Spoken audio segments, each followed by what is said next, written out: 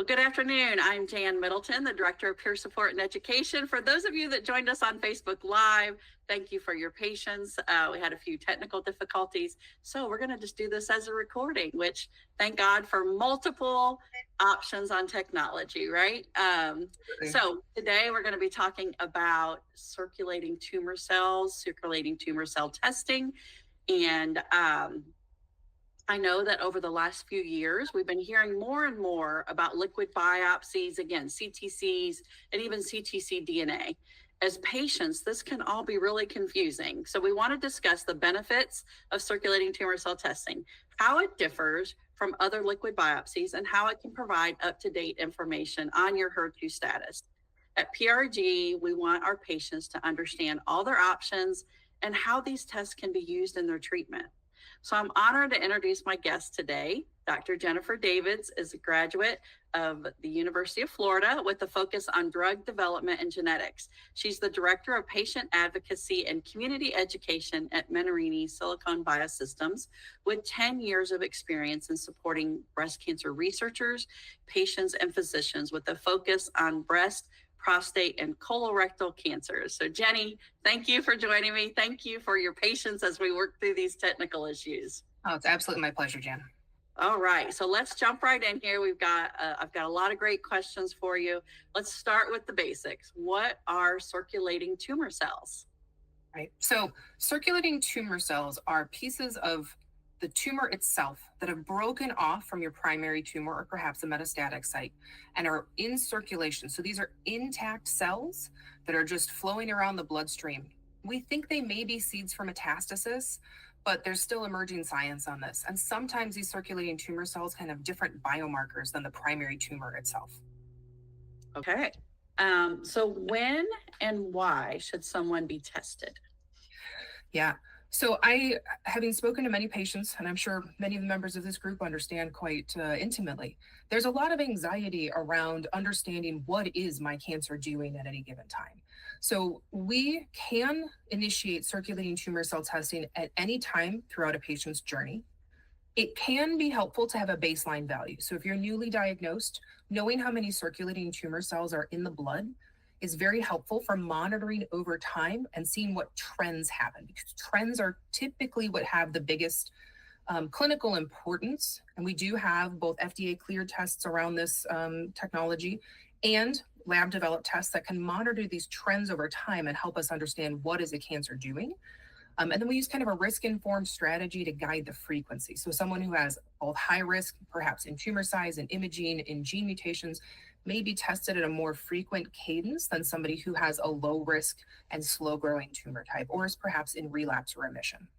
Okay. And you touched on something really important there. You know, I'm 17 years out from an early stage diagnosis, and treatment is hard. And that whole time, you know, I kept thinking, what if this isn't working? What if this isn't working? Right. And there were no tests or things like that. They would just say, let's stay the course. We'll know when we do surgery, right, at the very end of it. So I love that we have this technology and are able to be better informed.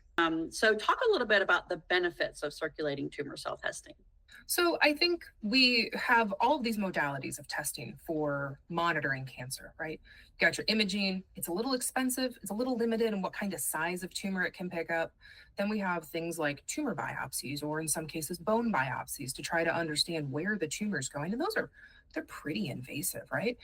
The circulating tumor cell test that we offer with the Cell Search platform is a blood-based test. So this is a liquid biopsy rather than a tissue biopsy.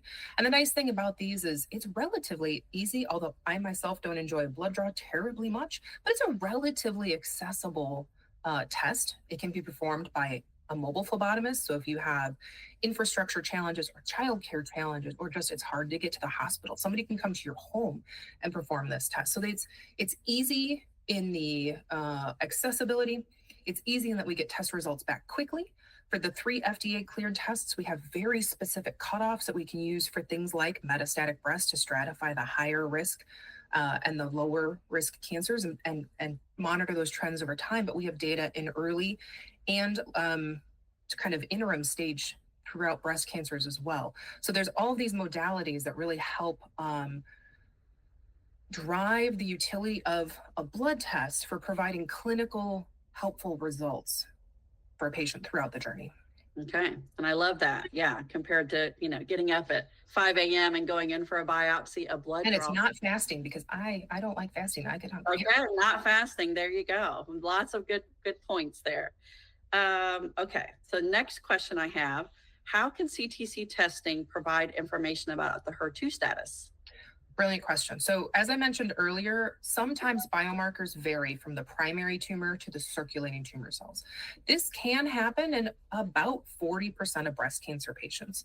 We also know, and I'm sure lots of folks listening have experienced, that your cancer evolves as you treat it. Yes. So it's really important to get kind of a holistic picture. There was a clinical trial that dropped earlier this year. Yeah, we're still 2024. Earlier this year that looks at HER2 negative primary tumors. And these patients have HER2 positive circulating tumor cells.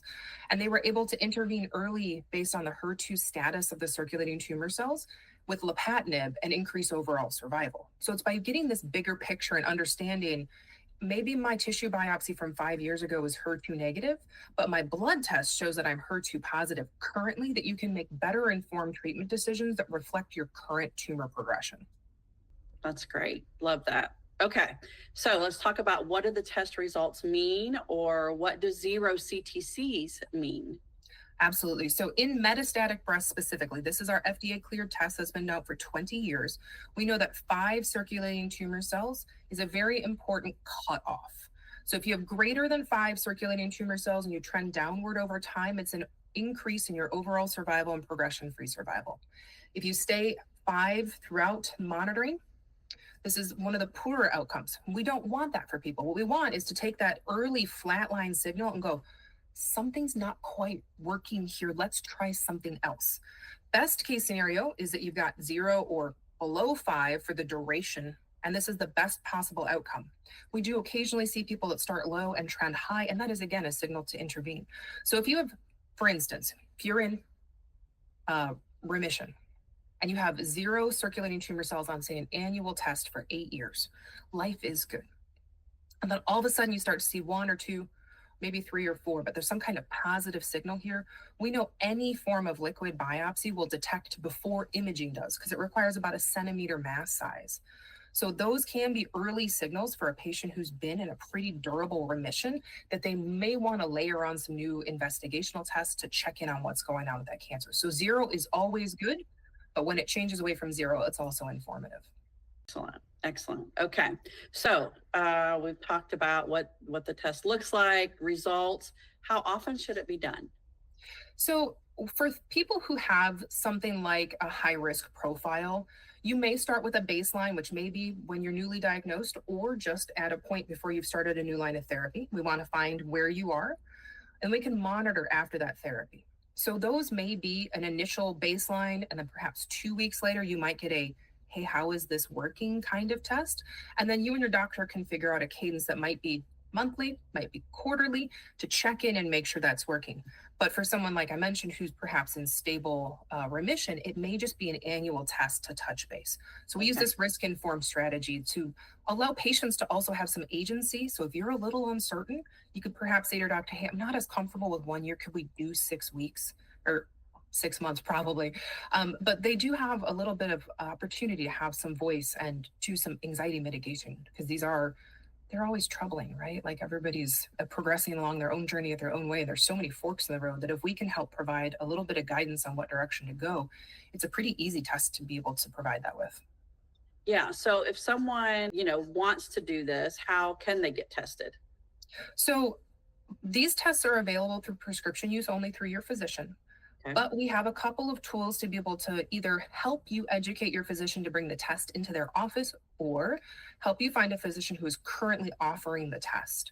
As I mentioned, this test has been available clinically for about 20 years, but we changed models during the pandemic, where we used to sell the cell search instrument to hospitals, and now we allow physicians from anywhere in the United States, Canada, to send the test directly to our office in Philly. So we have a resource for patient that is www.yourcancercounts.com, and it has a find a provider resource. It has HCP oriented booklets of materials. There's some videos on how the test works. So you can provide the website to them. There's a contact us button on the website where I will be happy to come and help educate your physician, but it also has the tools to be able to do that education if they don't offer it already. Great. I love that. And I think we see that, right, with newer things. And I know you said this has been out for 20 years, but you know, that I always say to our patients, use your voice, right? And don't be afraid to ask your doctor, hey, I heard about this and I'd love to have a conversation. Is this something, you know, that I'm eligible for? So a lot of the physicians, to them, we've only been available for 2 years. We just have 20 years worth of clinical data to really show what. Oh, okay. Okay. So it is fairly new. Yes. Okay. Big question that we always get on these types of things. Talk about cost of the test and then insurance coverage. Absolutely. So this test is well covered by most commercial insurance. And then we've got coverage through a lot of the federal agencies as well. However, we do have some patients, and we know some insurances don't cover some of these things, where we have a cash pay kind of rough profile set up. We're coming to the end of 2024, so I don't know if there's any increases planned for 2025, but I can give you ballparks. So for 2024, the circulating tumor cell test with no biomarkers was $650 for an out-of-pocket expense. And then if you were to do like the HER2 biomarker or ER, unfortunately, they're separate.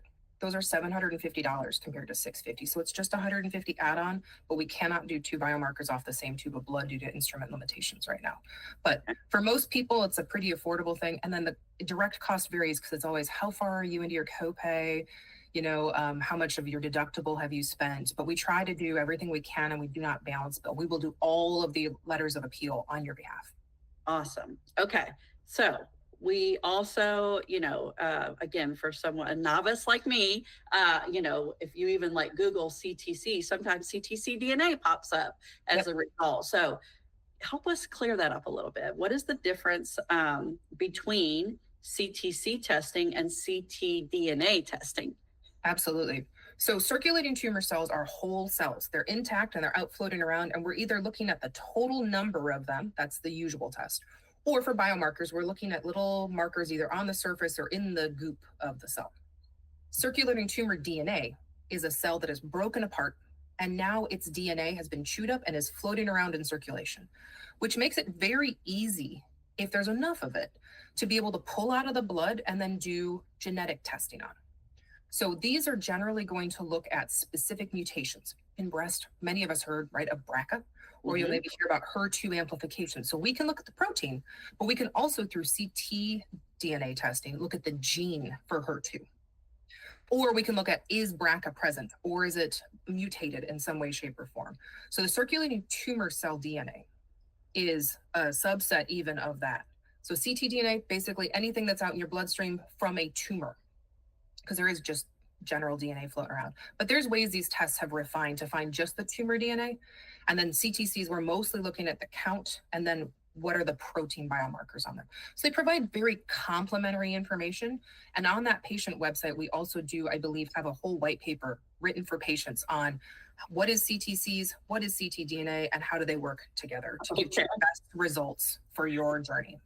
Okay, good. Because that, yes, like I say, I get confused on that myself. So such good information. Thank you so much. Again, because we couldn't do this live, what we're going to do is post this. And if anybody, after viewing it, you have questions, you can add those questions on the Facebook page where we share that. Jenny is graciously going to be watching that. She'll share information. We'll put that website link in there to be able to go look at and get further information. I know there's a great video you can watch, things like that. So Jenny, thank you again for your patience today, for really sharing some really great information. I get really hyped up over new technology like this, things that can help patients just really better understand, have better conversations, you know, and know that they're doing everything they can in their treatment planning. So thanks so much. And check out our calendar for other upcoming events. And we, again, appreciate Menarini for the partnership. Thank you. That's my pleasure, Jan, and everyone. I'll make sure to put my email address in the notes on the Facebook group chat as well. Perfect. Thanks so much. Have a good day. Thank you. You too.